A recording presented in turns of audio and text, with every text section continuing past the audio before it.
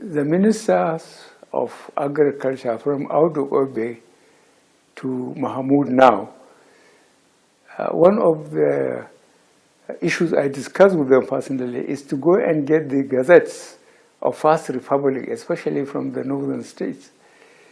There are cattle routes and grazing grounds. And the cattle rearers are confined to those areas.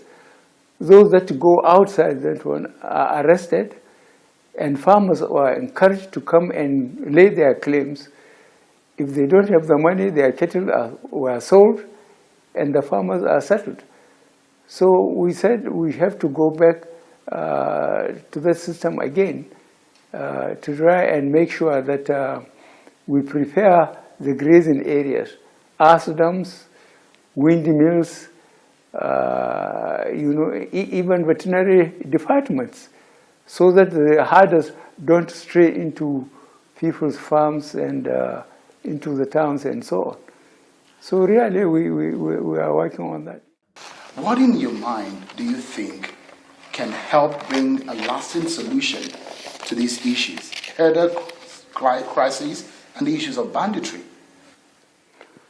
There is a problem of culture. And problem of culture,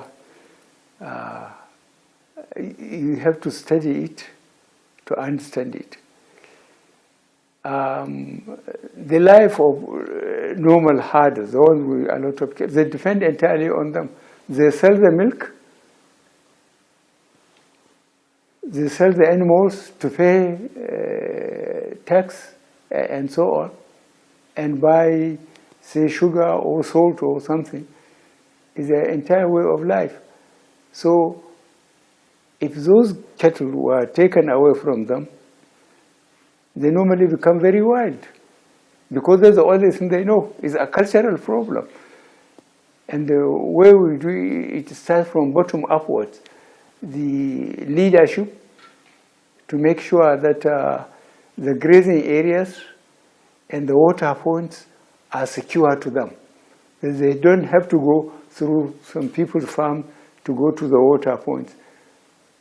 Once, say you have got 50 cows, after eating grass, they will just head where to drink. There were two governors that came to see me about problem.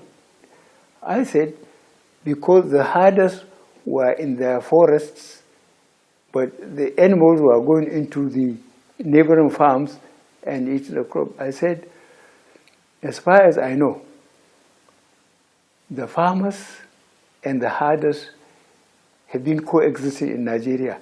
Let them go and ask the local leadership what has gone wrong, why the break in communication between the local leadership and the herders that come on seasonal basis, the route they follow, the forest they confine themselves to. Why are they now extending into the farms of people? I just sent them back, because these things haven't been happening this year or last year or 10 years ago. For generations, people have been living like that.